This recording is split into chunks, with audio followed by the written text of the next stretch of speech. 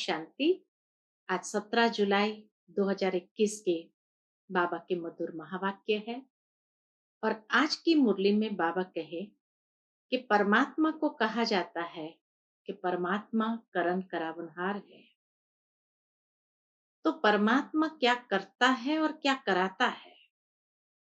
तो बाबा कहे, मैं तुम बच्चों को मुरली सुनाता हूँ, मंत्र देता हूँ, डायरेक्शन देता हूँ, तुम बच्चों को लायक बनाता हूँ, बाकी कराता हूँ तो तुम बच्चों के द्वारा स्वर्ग के गेट का उद्घाटन कराता हूँ।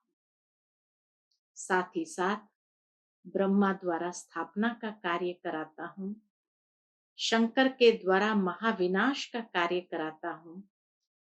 तो आज की पूरी मुरली में हम लिस्ट निकाल सकते हैं कि बाबा क्या करता है और क्या कराता है। सुनते हैं बाबा के मधुर महावाक्य। ओम शांति।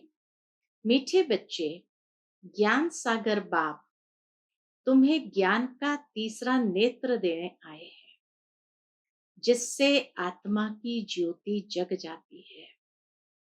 आज की मुरली का प्रश्न है, बाप को करण करावनहार क्यों कहा गया है? वह क्या करते हैं और क्या कराते हैं? उत्तर है, बाबा कहते हैं, मैं तुम बच्चों को मुरली सुनाने का कार्य करता हूँ। मुरली सुनाता, मंत्र देता, तुम्हें लायक बनाता और फिर तुम्हारे द्वारा स्वर्ग का उद्घाटन कराता। तुम पैगंबर बन सबको पैगाम देते हो, मैं तुम बच्चों को डायरेक्शन देता हूँ। यही मेरी कृपा व आशीर्वाद है। आज की मुरली का गीत है, कौन आज आया सवेरे सवेरे। ओम शांति। बच्चों ने गीत सुना, हम बच्चों को सवेरे सवेरे जगाने कौन आया है? जो हमारा तीसरा ज्ञान का नेत्र एकदम खुल गया। बाबा आकर के जगाता है तो जगते ही आत्मा का ज्ञान का तीसरा नेत्र खुल गया। ज्ञान सागर परम पिता परमात्मा द्वारा हमारा तीसरा नेत्र ज्ञान का खुला है। कहते भी है, बाप ज्योति जगाने वाला है, परंतु यह बाप है ये कोई नहीं जानते हैं। ब्रह्म समाजी कहते हैं वह क्षमा है, ज्योति है। मंदिर में हमेशा वह ज्योति ही जगाते हैं, क्योंकि वह परमात्मा को ज्योति स्वरूप मानते हैं। इसलिए वह मंदिर में दीवा जगाते ही रहते हैं। ब्रह्म समाजी लोग मंदिर में दीवा जगाते ही रहते हैं। अब यह बाप कोई माचिस से दीवा नहीं जगाते हैं।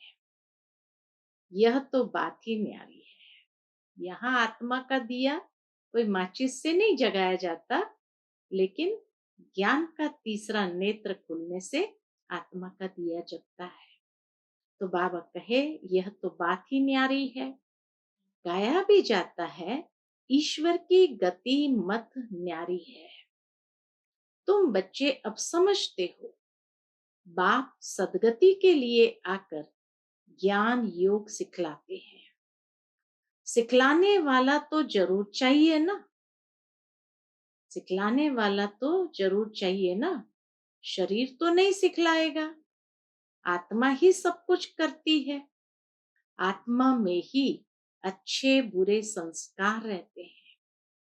इस समय रावण की प्रवेशता के कारण मनुष्य के संस्कार भी बुरे हैं, अर्थात 5 विकारों की प्रवेशता है। देवताओं में यह 5 विकार होते नहीं। भारत में जब दैवी स्वराज्य था तो ये बुरे संस्कार नहीं थे।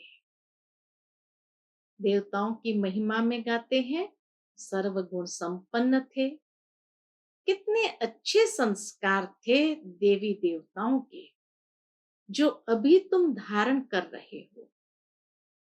बाप ही आकर सेकंड में सर्व को सदगति देते हैं। बाकी गुरु गोसाई आदि यह तो भक्ति मार्ग में चलते आए हैं, जो एक की भी गति सदगति नहीं कर सकते। दुनिया में जितने भी गुरु गोसाई आदि है, कोई भी किसी की गति सदगति नहीं कर सकते हैं। बाप के आने से ही सर्व की सदगति होती है। परम पिता परमात्मा को बुलाते ही इसलिए हैं कि आकर पतित दुनिया का विनाश कर पावन दुनिया का उद्घाटन करो, व दरवाजा खोलो।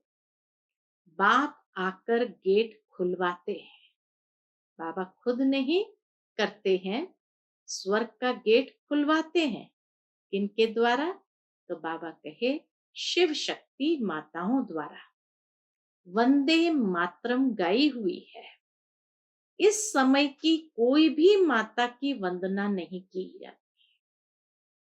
कायदा ही नहीं है कि कलयुग की कोई भी माताओं की वंदना की जाती हो।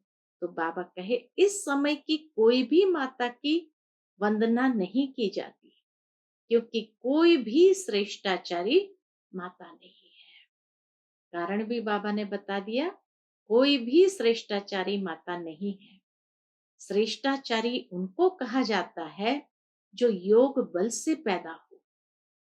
आज बाबा ने श्रेष्ठाचारी की भी डेफिनेशन स्पष्ट कर दी कि श्रेष्ठाचारी उनको कहा जाता है जो योग बल से पैदा हो। लक्ष्मी नारायण को श्रेष्ठाचारी कहा जाता है। भारत में देवी देवता जब थे तो भारत श्रेष्ठाचारी था।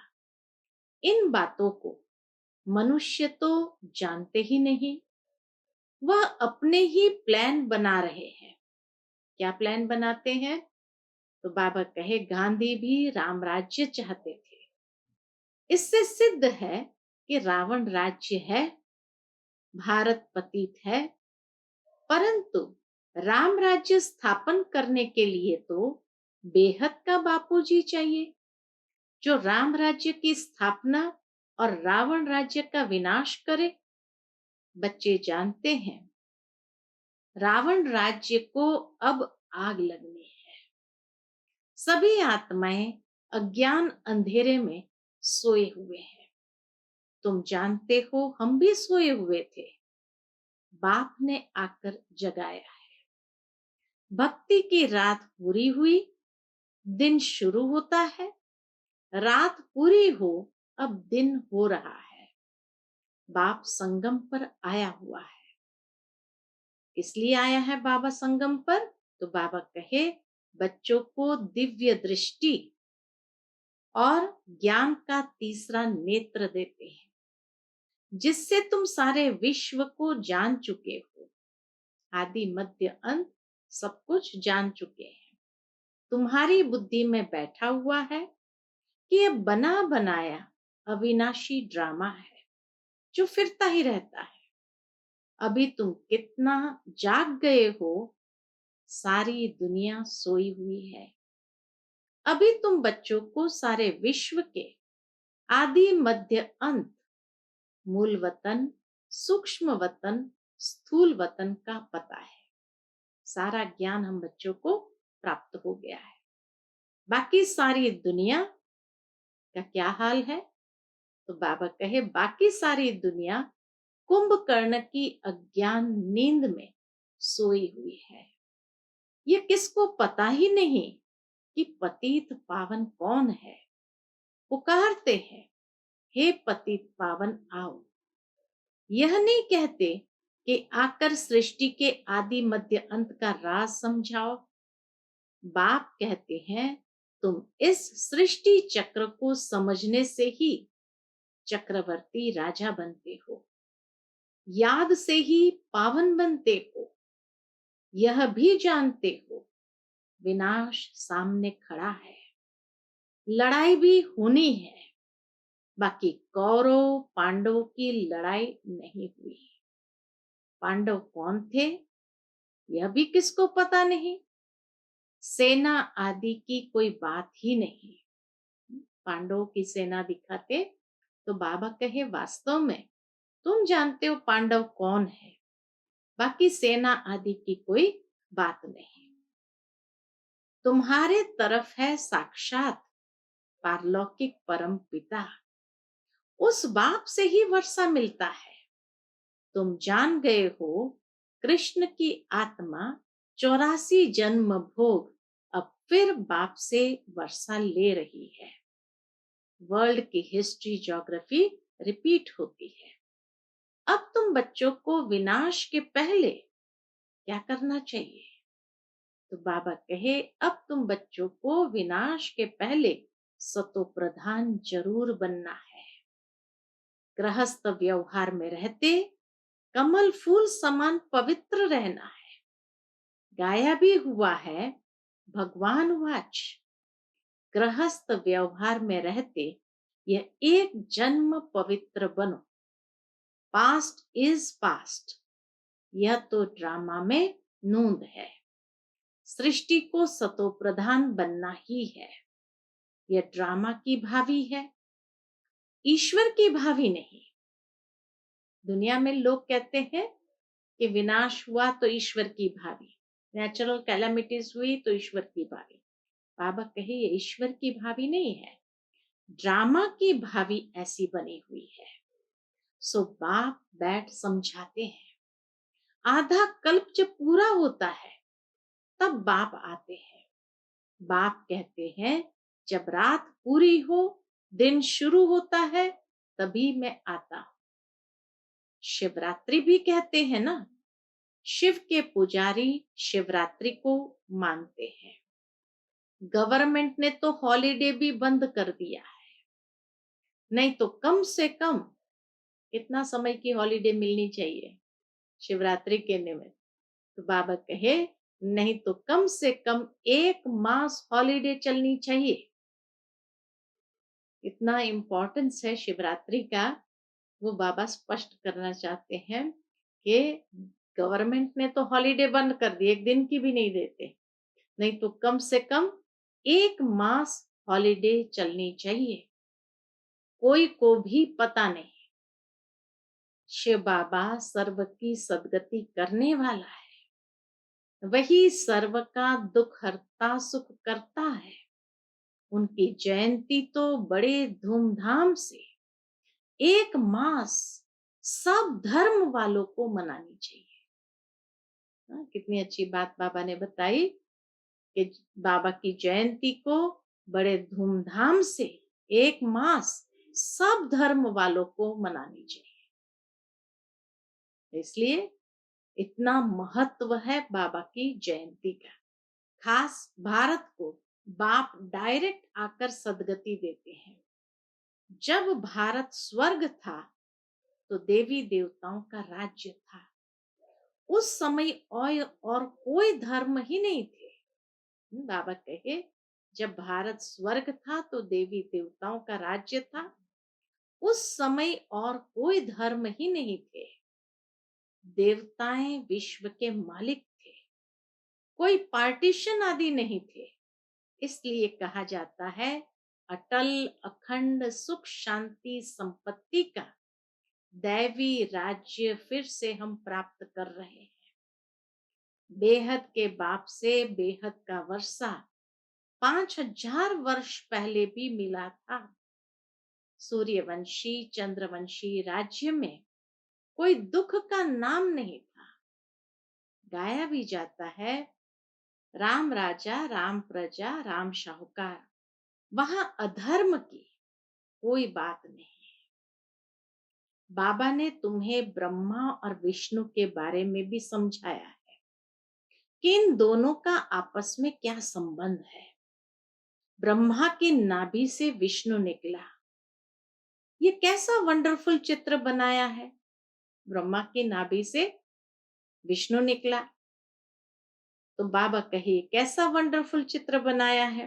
बाप समझाते हैं यह लक्ष्मी नारायण ही अंत में आकर ब्रह्मा सरस्वती जगत अम्बा जगत पिता बनते हैं।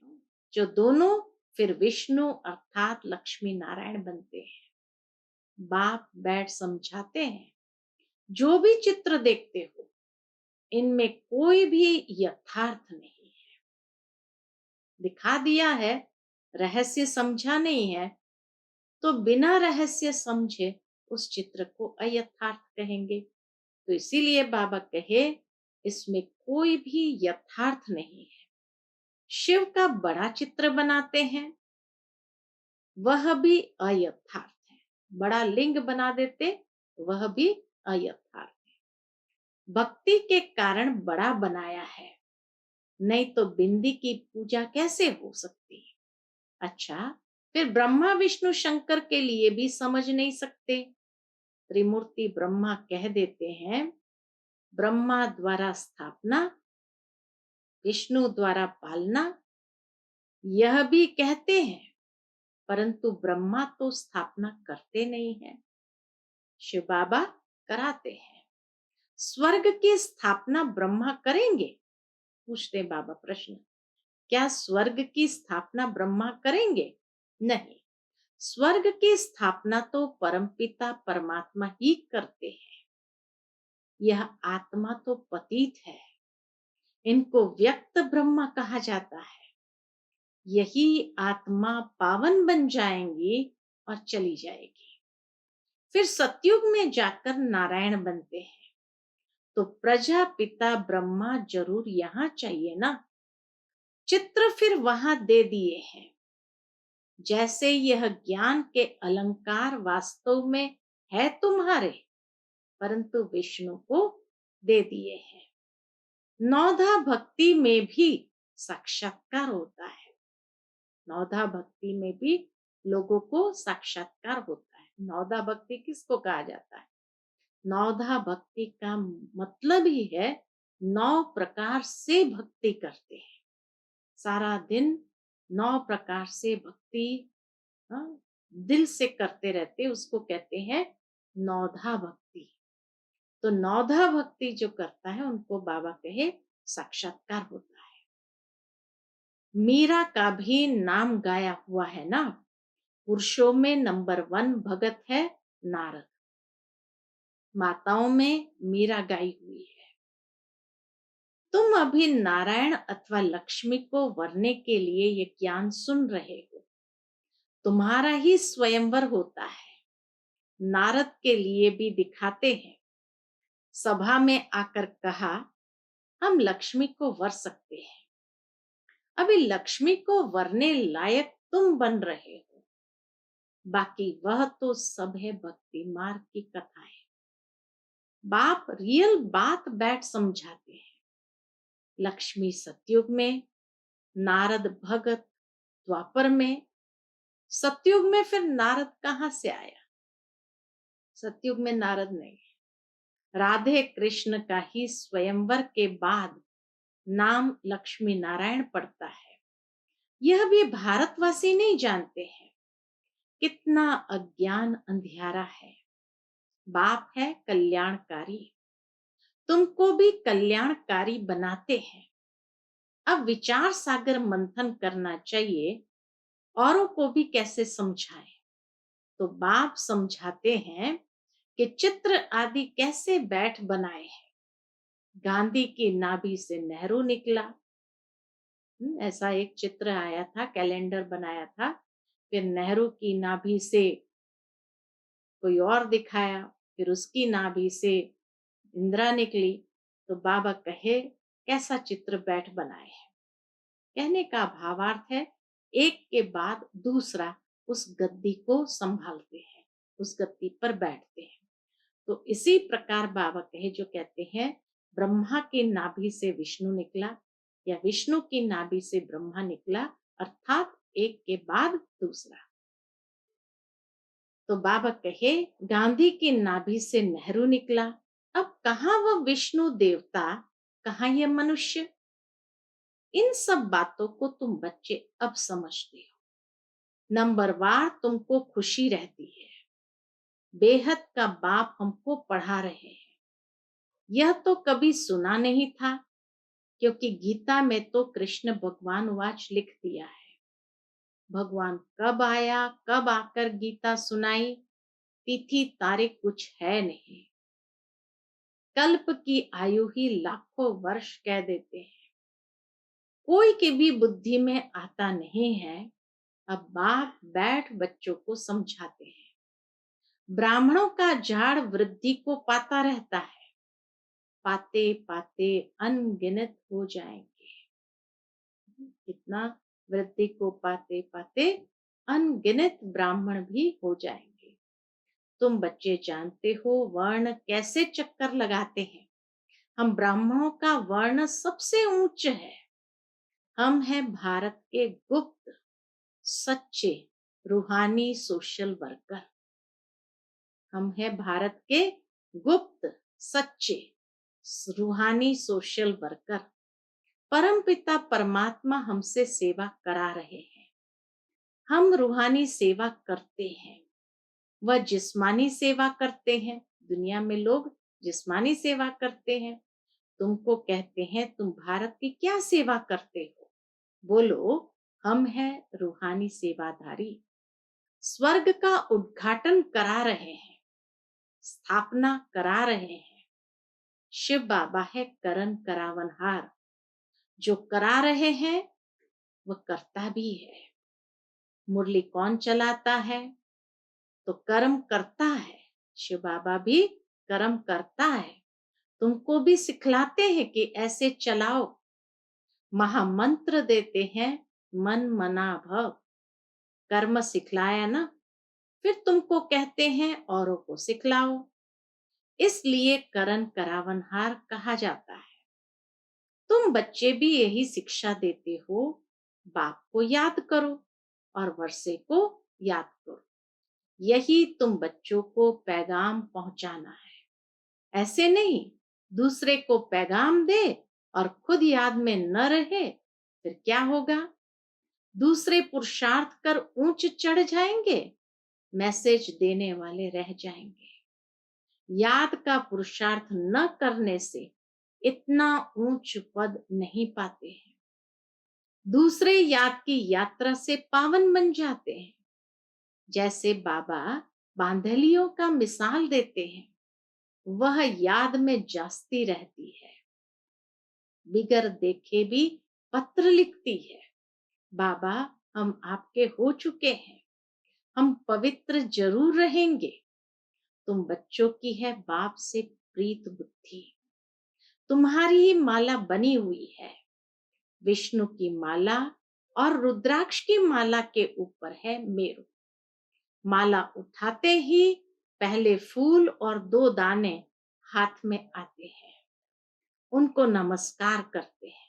माला फेरने से पहले उनको नमस्कार करते हैं। फिर है माला। तुम भारत को स्वर्ग बना रहे हो, तो ये माला तुम्हारा ही यादगार है। बाप ने यह गीता ज्ञान यज्ञ रचा है। इनमें सारी पुरानी दुनिया स्वाहा होगी। बाप है मोस्ट बिलवेड फादर। तुमको भविष्य के लिए सदा सुख का वर्षा देते हैं, वो भी 21 जन्मों के लिए। जिन्होंने कल्प पहले वर्षा लिया है वह जरूर आएंगे ड्रामा प्लान अनुसार। बाप कहते बच्चे सुखधाम चलना है तो पवित्र बनना है। मेरे को याद करो, मांगना कुछ भी नहीं है कि कृपा करो मदद करो। नहीं, बाबा कहे ये मांगना नहीं है। भगवान से भी नहीं मांगना है कि कृपा करो व मदद करो। नहीं, हम तो सबको मदद करते हैं। पुरुषार्थ तो तुमको करना है, आशीर्वाद की बात नहीं। बाप कहते हैं माम एकम याद करो। याद करना तुम्हारा काम है, डायरेक्शन देना यही कृपा है। बाकी तो भल खाओ पियो घूमो फिरो, तुम्हें पवित्र भोजन ही खाना है। हम देवी देवता बनते हैं, वहां प्याज आदि थोड़ी होगा। ये सब यहाँ छोड़ना है। ये चीजें वहां होती नहीं, बीज ही नहीं है। प्याज आदि का बीज ही नहीं मिलता है। जैसे सतयुग में बीमारी आदि होती नहीं, अभी देखो कितनी बीमारियां निकली है। वहां तमोगुणी कोई चीज होती नहीं, हर चीज सतो प्रधान। बाबा कहे हर चीज सतो प्रधान। यहाँ देखो मनुष्य क्या क्या खाते हैं। अब बाप बच्चों को कहते हैं मुझे याद करो और संग तोड़ मुझ संग जोड़ो तो तुम पावन बन जाएंगे। अच्छा, मीठे मीठे सिकिलते बच्चों प्रति माता पिता बाप दादा का याद प्यार और गुड मॉर्निंग। रूहानी बाप की रूहानी बच्चों को नमस्ते। हम सब रूहानी बच्चों की रूहानी माता पिता बाप दादा को याद प्यार गुड मॉर्निंग और नमस्ते नमस्ते। शुक्रिया बाबा, शुक्रिया। आज की मुरली से धारणा के लिए मुख्य सार है। पहली पॉइंट, पास्ट इज पास्ट। जो बीता उसे भूलकर गृहस्थ व्यवहार में रहते सतो प्रधान बनने का पुरुषार्थ करना है। विनाश के पहले पावन जरूर बनना है। दूसरी पॉइंट, भारत को स्वर्ग बनाने की सच्ची सच्ची सेवा में तत्पर रहना है।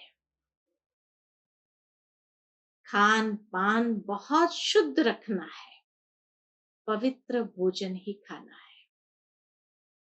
आज का बाबा का मीठा वरदान है, रूहे गुलाब बन, दूर दूर तक रूहानी खुशबू फैलाने वाले रूहानी सेवाधारी भव।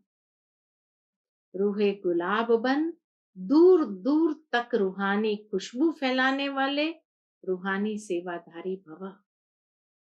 रूहानी रूहे गुलाब अपनी रूहानी वृत्ति द्वारा रूहानियत की खुशबू दूर दूर तक फैलाते हैं। उनकी दृष्टि में सदा सुप्रीम रूह समाया हुआ रहता है। वे सदा रूह को देखते, रूह से बोलते, मैं रूह हूं, सदा सुप्रीम रूह की छत्र छाया में चल रहा हूं। मुझे रूह का करावनहार सुप्रीम रूह है। ऐसे हर सेकंड हजूर को हाजिर अनुभव करने वाले सदा रूहानी खुशबू में अविनाशी और एक रस रहते हैं। यही है रूहानी सेवाधारी की नंबर 1 विशेषता। परमात्मा को सुप्रीम रूह की छत्र छाया में चल रहा हूं, मुझ रूह का करावनहार सुप्रीम रूह है। ऐसे जो हर सेकंड हजूर को हाजिर अनुभव करने वाले सदा रूहानी खुशबू में अविनाशी और एक रस रहते हैं, यही है रूहानी सेवाधारी की नंबर 1 विशेषता। आज का बाबा का मीठा स्लोगन है, निर्विघ्न बन सेवा में आगे नंबर लेना, अर्थात नंबर 1 भाग्यशाली बनना। निर्विघ्न बन सेवा में आगे नंबर लेना, अर्थात नंबर 1 भाग्यशाली बनना। अच्छा, Om Shanti. To watch Peace of Mind channel videos on YouTube, subscribe us on youtube.com/tvpeaceofmind. Just a click for a peaceful life.